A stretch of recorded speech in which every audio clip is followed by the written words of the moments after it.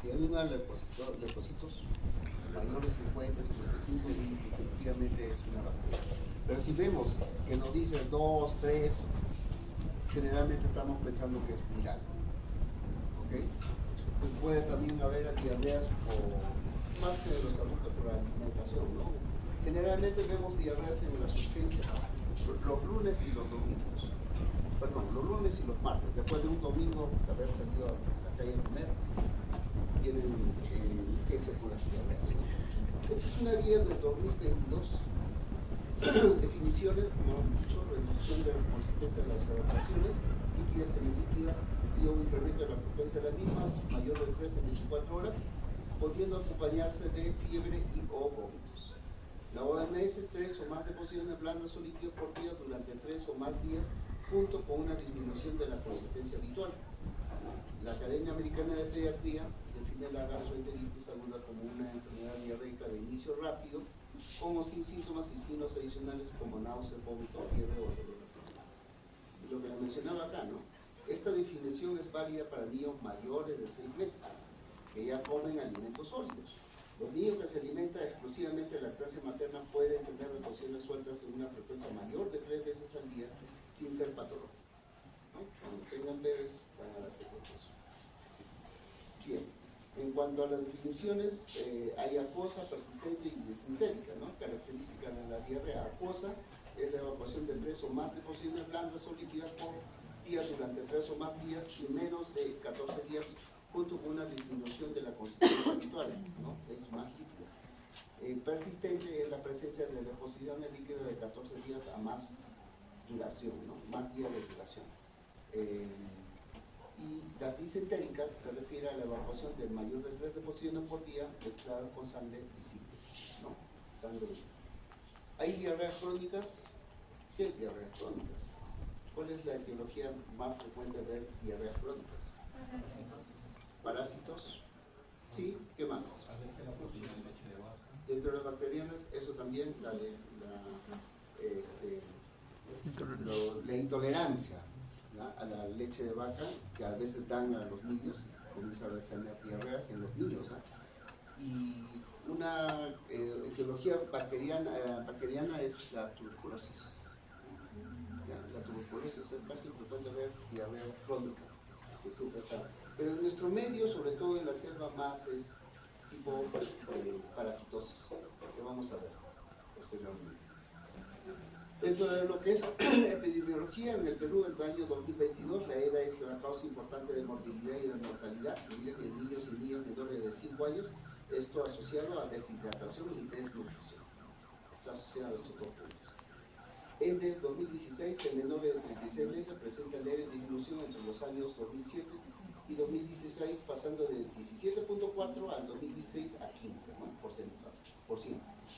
La diarrea más frecuente en el área rural es 16.2% que en el área urbana, o sea, más es en el área rural. Según Renace Perú 2016, el 96.9% de ellos fueron EDA acuosas y 3.1 disentéricas, tanto en menores de 1 año como en niñas y niños de 1 a 4 años. O sea, más se ve las acuosas, ¿no? Acá vemos, no sé si logran visualizar, acá vemos la diarrea aguda es una enfermedad más frecuente en niños, constituyendo la segunda causa de morbilidad y mortalidad infantil en el mundo después de la neumonía. Ayer habíamos hablado que la neumonía es la primera causa de mortalidad, ¿no?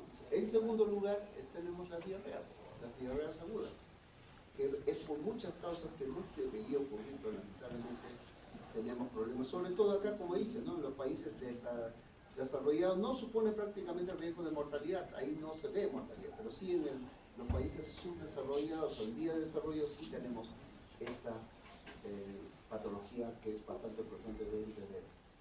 Incidencia de enfermedad diarreica aguda por departamento Perú 2022, acá está el promedio de Perú 23.7 de rojo, más abajito está Junín 19.2 en ese entonces, ¿no? 2022. La causa etiológica, la diarrea acuosa por lo general de etiología vírica, bacteriana o parasitaria, que puede cursar con fiebre, vómitos y dolor abdominal, ¿no? Acá vemos virus 70-90% de las causas, bacterias un 10, 20%, hay parásitos menor 5% y otros, ¿no? La diarrea inflamatoria se asocia con patógenos bacterianos, cursa con fiebre, dolor abdominal, tenesmo, heces sanguinolentas y moco.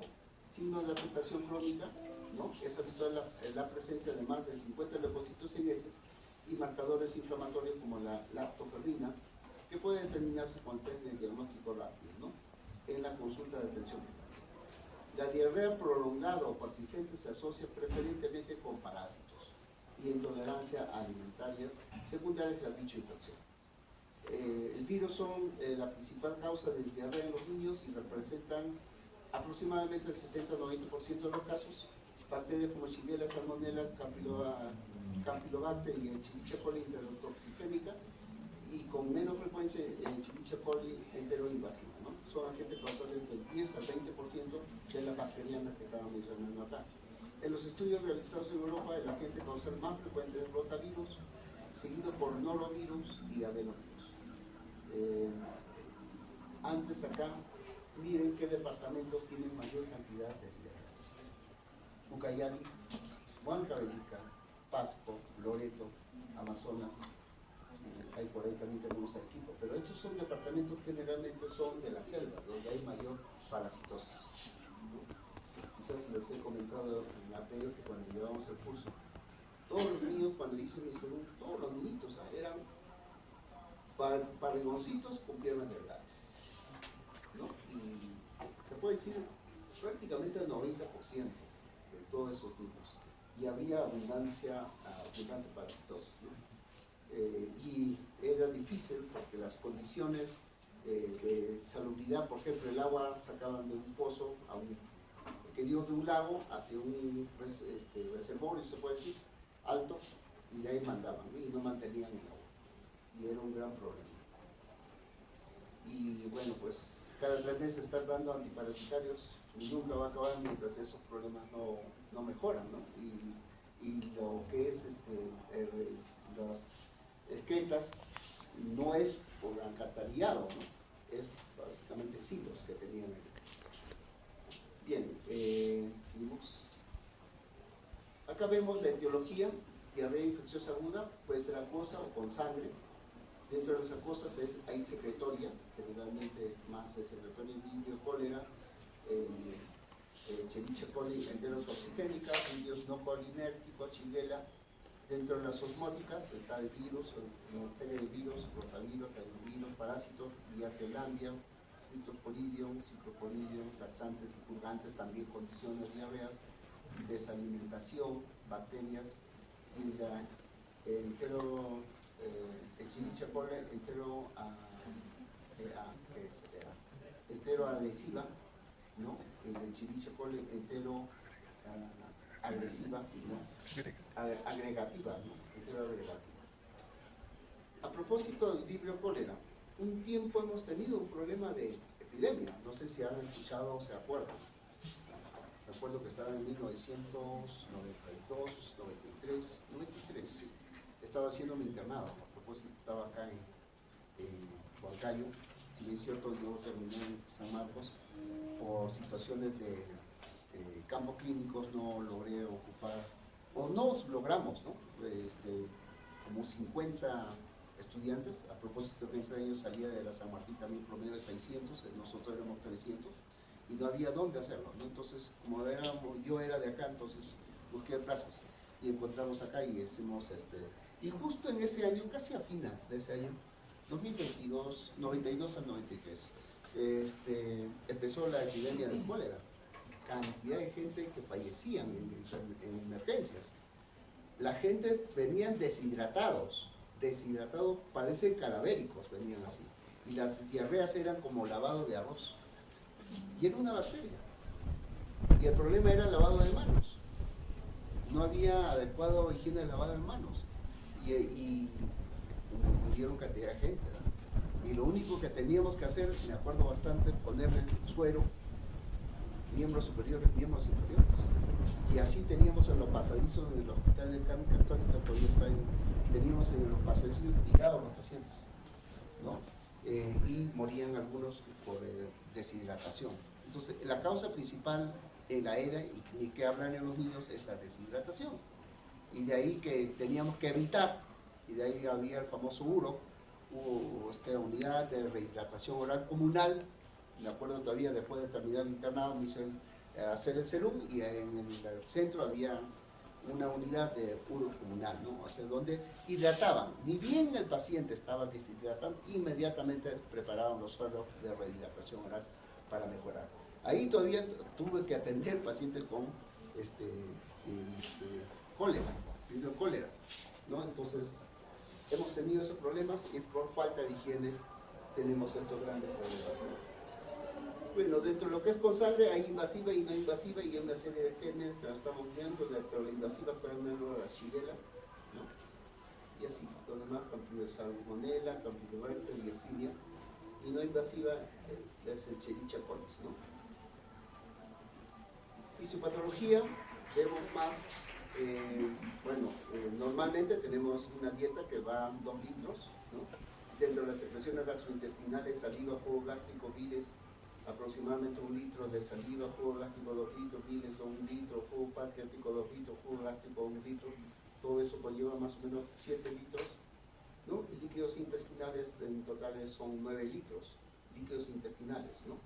Y que a la larga, durante el intestino, ustedes ya saben, la absorción que se realiza en I1, 3 a 5 litros, el idio 2 a 4 litros, y al final el colon 1 a 2 litros, ¿no? Dejando en las heces promedio de 100 a 200 litros. También hay líquido extracelular, que son de 12 a 20 litros. Ahí vemos lo que también el riñón, el pulmón y la piel intervienen en el manejo del agua, ¿no? Bueno, acá vemos la absorción, ¿no? Microvellosidades, luz intestinal, ¿no? La luz, las vellosidades. Los agentes patógenos colonizan el epitelio intestinal y se adhieren a las células, ¿no? Proceso inflamatorio que daña las células epiteliales intestinales y en la submucosa, produciendo exudado de moco, proteínas de sangre hacia la luz del intestino, ¿no? Ocasionando disminución de la consistencia de las heces y o incremento del número de evacuaciones, ¿no? Provoca deshidratación, mayormente en los niños. Recuerden la composición del agua de los niños, el 80% más líquidos, fácilmente se deshidratan ellos. La desnutrición puede hacer que la diarrea sea más severa inclusive. Y siempre, como vemos en neumonías, las diarreas también es casi frecuente ver cuando hay niños deshidratados, ¿no? En la selva he visto que cada mes constantemente venían los niños con deshidratación. Yo buscaba parasitosis, trataba de hidratar lógicamente y buscaba las causas, ¿no? Y era un gran problema, pues la desnutrición, ¿no? Porque la alimentación hay más es carbohidratos, es poco proteínas, plátanos sancochados y una serie de alimentos que se daban. Muy poco eran lo que se dedicaban más a la agricultura y a la caza. Iban a cazar animales y traían, y de tiempo en tiempo traían, ¿no? Bien, acá vemos factores de riesgo relacionados a la persona, niños o niños menores de 2 años, más frecuentes, niños desnutridos o con anemia, que veíamos en donde estaba, como decían en el serum, niños con algún tipo de inmunodeficiencia primaria y o adquirida, que también se daba, ¿no? En cuanto a hereditarios, sabemos alergias, enfermedad inflamatoria intestinal, enfermedad celíaca, síndrome de intestino corto. Y en cuanto a medio ambiente y social, vemos saneamiento ambiental deficiente, ¿no? Como estaba mencionando el lugar donde estaba, zonas con inseguridad alimentaria, ¿no? Falta de higiene, hacinamiento, nivel socioeconómico bajo de familia, bajo grado de instrucción y de cuidadores y otros. Todo ello conlleva, pues, dentro de los otros factores, estilo de vida e higiene, práctica inadecuada de lavado de manos, consumo de agua y alimentos contaminados, lactancia materna no exclusiva en menores de 6 meses, a veces no hay lactancia materna exclusiva, que es muy importante, vacunación incompleta o ausente inclusive, ¿no? Entre otros. El cuadro clínico, vemos varios aparatos, acá el aparato digestivo principalmente, ¿qué es lo que vamos a ver? Diarrea, náuseas y vómitos, dolor abdominal, meteorismo, gases, pujo, ¿no? Dentro de también tenesmo, generales y inespecíficos, fiebre, decaimiento, inapetencia, convulsiones inclusive, de deshidratación, sensorio alterado, ¿no? Irritabilidad, decaimiento, tendencia al sueño, letargia y coma, ¿no? tetracoma.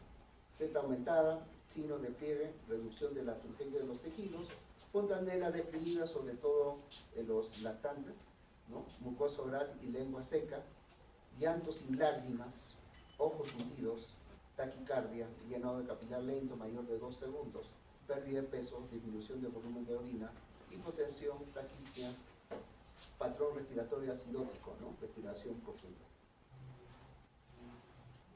Signo clínico de deshidratación, acá vemos la fontanela deprimida, ¿no? Sobre todo la fontanela anterior, está más hundida, está deprimida, nivel de conciencia reducido, ojos hundidos y sin lágrimas, llenado capilar lento, como habíamos dicho, la taquipnea podríamos confundirlo incluso con la neumonía, pero se diferencia por las pérdidas de líquido, ¿no? Mucosas secas, reducción de turgencia en los tejidos, ¿no? Si el piel sobre todo, oliguria, no está orinando lógicamente, repentina pérdida de peso, comienza a perder peso, taquicardia, bien, todo ello, ¿no? Acá vemos igual, ojos hundidos, fontanela anterior deprimida, piel las mucosas secas, la piel tiene un tono grisáceo, hay letargo, niños deshidratados, ¿no? Este es el signo de pliegue, donde tenido sobre todo el abdomen y se persiste más de 2 segundos ahí, no vuelve a su normalidad, se puede decir, ¿no? En cuanto al diagnóstico, es más que nada anamnesis. Hay varios tipos de diarrea, duración de la diarrea, cuánto tiempo, viajes previos, asistencia a guardería, ¿no?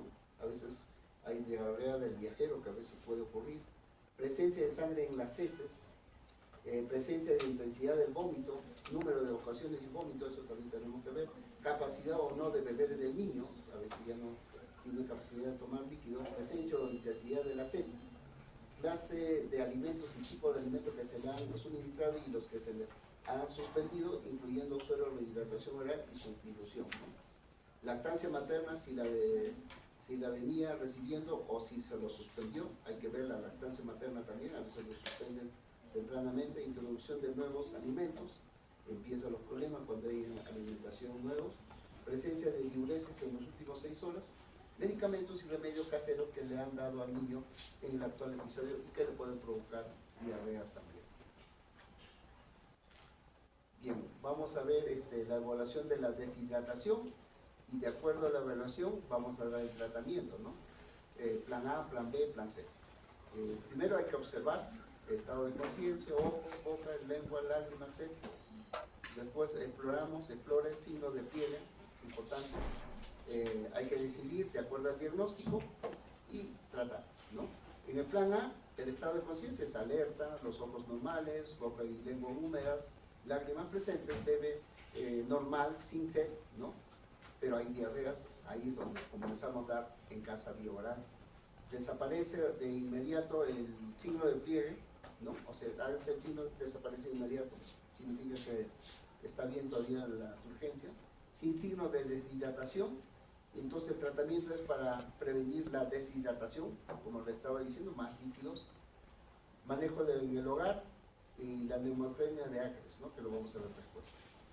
Neumotenia de Acres. En cuanto al plan B, el paciente ya está un poco intranquilo, irritable, como el caso del niño, ¿no? No tenía ojos hundidos, boca secas, lágrimas escasas, sediento, bebe rápido y ávidamente. En este caso desaparece lentamente, menor de 2 segundos el signo del pliegue. En cuanto a la decisión, cierto grado de deshidratación presenta 2 o más signos. Entonces ya comenzamos sales de rehidratación oral. Para tratar la deshidratación, en cuanto a tratar manejo de establecimiento de salud, rehidratación con sales de rehidratación oral, suero rehidratación oral, ¿no? Dentro de lo que es plan C, ya es más complicado, puede estar con shock o sin shock. En principio, de repente sin shock, si es con shock ya definitivamente tenemos que derivarlo y hidratarlo por vía endovenosa. Letárgico, ¿no? En cuanto al estado es letárgico inconsciente, los ojos muy hundidos y secos, boca y lengua muy secas, lágrimas ausentes, no hay lágrimas, sed, bebe mal o no es capaz de beber o lactar inclusive. El signo de pliegue desaparece muy lentamente, mayor de 2 segundos.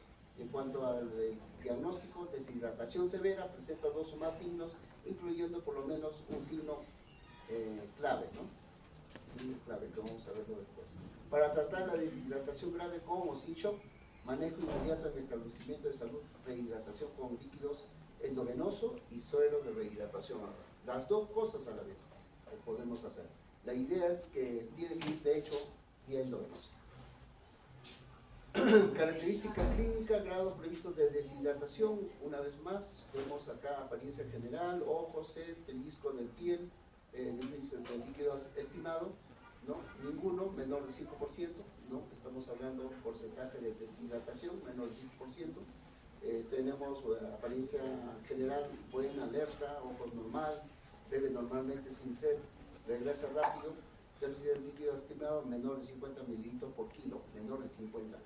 En cambio, si hay una deshidratación ya moderada, 5 a 10%, ¿no?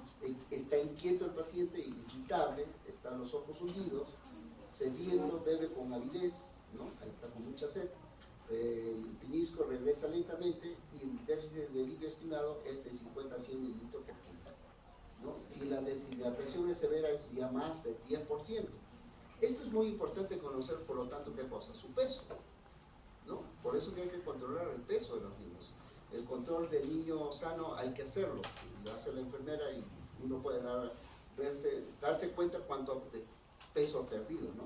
Si es más del 10%, como dice acá, letárgico o inconsciente, están los ojos hundidos, bebe mal, ¿no? Y genera, lo más importante, el déficit de líquido estimado, más de 100 mililitros por kilo de peso. Bien, acá tenemos síntomas, no deshidratación, deshidratación leve, deshidratación grave. ¿Ya? Acá vemos pérdida de peso, una vez más, menor del 3%. Acá, esta es otra adaptada al World Health Organization. Esto es internacional, ¿va? Y acá vemos la leve o moderada del 3 a 8%, la grave están considerando más del 9%, ¿no? Mientras que nosotros estamos considerando más del 10%. Exámenes auxiliares dentro de la patología clínica o laboratorio. Reacción inflamatoria de ese, como mencionaba, positivo con más de 50 leucocitos por campo. El coprocultivo o coprofuncional, sustancias reductoras, Sudán y pH fecal. Examen parasitológico seriado, importante, otros según corresponda, rotavirus, adenovirus, intestinal, campylobacter, entre otros. En cuanto a imágenes, en caso de introsuscepción o ilio paralítico, solamente en esos casos es recomendable hacer radiografía de abdomen, ecografía abdominal o tomografía axial computarizada de abdomen. En otros exámenes especiales complementarios, electrolitos, muy importante, electrolitos séricos, gases arteriales y examen hematológico. El manejo, medidas generales y preventivas. En principio, manipulación adecuada de alimentos, es muy importante, lavado de manos con agua y jabón. Fomentar, bueno, vamos por acá, fomento de lactancia materna exclusiva hasta los 6 meses y complementaria. Cumplir con el esquema de vacunas incluye rotavirus y sarampión. Hervir o clorar el agua antes de consumirla y almacenar de manera segura el agua doméstica. Fomento de saneamiento a nivel familiar y comunitario, eliminación adecuada de excretas y basura, ¿no? Todo ello tiene que ser en forma constante, muy importante, ¿no? Acá había una situación, la cloración del agua es algo muy importante. Donde yo estaba haciendo mi salud no había agua potable en realidad, no había manejo adecuado del agua, de ahí que había mucha parasitosis. Entonces, el Ministerio de Salud en ese entonces, a propósito de lo que estábamos viviendo en la epidemia de cólera, nos decía, en 1 litro de agua hay que echar 8 gotas de lejía. Era una forma de poder potabilizar el agua, ¿no? Lógicamente se tiene más en base, o sea, en función a 1 litro, ¿no? 8 gotas. Eso es muy importante y ayudaba. Sin embargo, a veces no lo hacía, yo sí lo hacía lógicamente para evitar parasitarme. A pesar de todo ello me parasité. Y alguna vez cuando salí mi salida a Pucallpa, yéndome para Lima, en el hotel, boté Ascaris, lubricoides, 2, metococo, caballero, y tenía que desparasitarme nada más. Y era frecuente bastante ver eso, ¿eh? Y todo por falta de higiene, el agua sobre todo, el agua que no era potabilizado, ¿no? por más cuidado que se hacía, siempre había ese problema. Y ni que hablar, pues, por el niño cómo estaba, ¿no?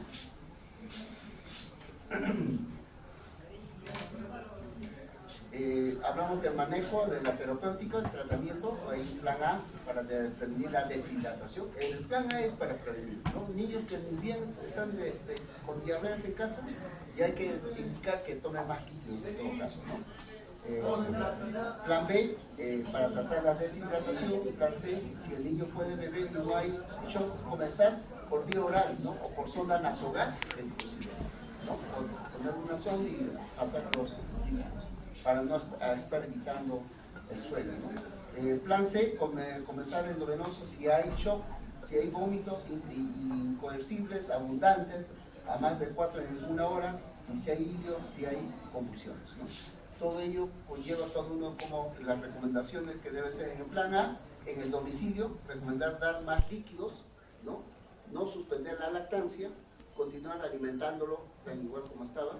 Si la diarrea empeora, dar suero de rehidratación oral, ¿no? Menores de 2 años, 50 a 100 mililitros, mayores de 2 años, 100 a 200 mililitros. Después de cada deposición líquida, sobre todo. Control en 24 horas, explicar signos de alarma siempre a los padres, sobre todo a los padres, ¿no?, de los niños. Plan B, suero de rehidratación oral, sale de rehidratación oral, 50 a 100 mililitros por kilo en 4 horas, ¿no? 4 primeras horas, evaluar cada hora hasta un máximo de 4 horas, reevaluar, vemos si estamos pasando al plan A o estamos siguiendo, sigue la deshidratación, entonces continúa plan B 2 o 2 horas más, plan B 2 horas más, reevaluar si se ha hidratado, si no se ha rehidratado. De repente estamos llegando al plan C, ¿no? Ya tiene que ser pidiendo el uso. O mejoran, pasamos al plan A. Es algo dinámico, las características de cómo debemos hidratar al niño. Como repito, lo más importante es hidratar. En la epidemia del cólera, nosotros no dábamos antibióticos a los pacientes. El antibiótico lo dábamos después de 3 días. Lo importante es hidratarlo, sacarlo del shock, porque venía con shock, ¿no? Y estaba muy mal. Acá está el plan A, el ACRES, el famoso ACRES, ¿no? Aumento A es aumento de la ingesta de líquidos apropiados con mayor cantidad de lo habitual, ¿no? C, continuar con la alimentación habitual, adecuado con frecuencia, cantidad y consistencia según la edad del paciente, sobre todo con lactancia materna. La R, reconocer los signos de deshidratación y alarma y cuando regresar de inmediato al establecimiento de salud, ¿no? E, enseñar a evitar futuros episodios de diarrea, ¿no? Hay que enseñar. Y la Z es el SIN, administrar suplementos según indicaciones, ¿no? Que es muy importante. Acá vemos algunas indicaciones de volumen de administración de solución de sales de rehidratación. En el plan A, ¿no?, de acuerdo a la edad, cantidad de solución de suero de rehidratación oral para dar después de cada evacuación, ¿no? Menor de 2 años, una vez más, 50 a 100 mililitros, de un cuarto a media taza grande. De 2 a 10 años, 100 a 200 mililitros, taza de 1,5 a una taza grande. Mayor de 10 a 12 o menor de 12 años, todo lo que desee, ¿no? Y acá vemos los sueros, las sales de rehidratación. Miren acá, menores de 2 años, 1 o 2 sobres por día, 1 o 2 sobres por día, y los mayores, 4 sobres por día, ¿no? Bien, acá vemos también todo tipo de diarreas, paciente entre 6 a 59 meses, utilizar jarabe de sulfato de zinc en este caso, o tabletas dispersables de sulfato de zinc, la cantidad que debe ser, la dosis, es importante en los niños y por 10 días, ¿no? Este es muy importante en cuanto a lo que es terapia de rehidratación oral. Prevención o tratamiento de deshidratación. Entonces, el plan de tratamiento estará en función a la evaluación de la deshidratación y se clasifica una vez más en plan A, plan B, plan C, ¿no? El plan A es algo leve, B es moderado y C ya es severo, que incluso puede haber con o sin shock. De las ventajas de las sales de rehidratación oral, esto es muy importante. El 90 o 95% de los pacientes con diarrea, el tratamiento de rehidratación oral puede utilizarse como única medida con resultados exitosos. Solamente sale de rehidratación. No es necesario inclusive ni siquiera antibióticos. De hecho, los virales hay que seguir hidratándolos nada más. Se puede usar en pacientes con vómito y en cualquier grado de deshidratación sin estado de shock también. Es un procedimiento seguro, sencillo y de bajo costo. Puede reducir entre el 40 y 50% de las tasas de letalidad intrahospitalaria por enfermedad diarrea, ¿no? Puede reducir entre un 50 y 60% de las tasas de admisión hospitalaria por enfermedad diarrea. Evitemos que llegue al hospital, ¿no? Por eso, ni bien el paciente está con diarrea, empezamos el plan A, ¿no? Y si no se logra, el plan B con sales de rehidratación.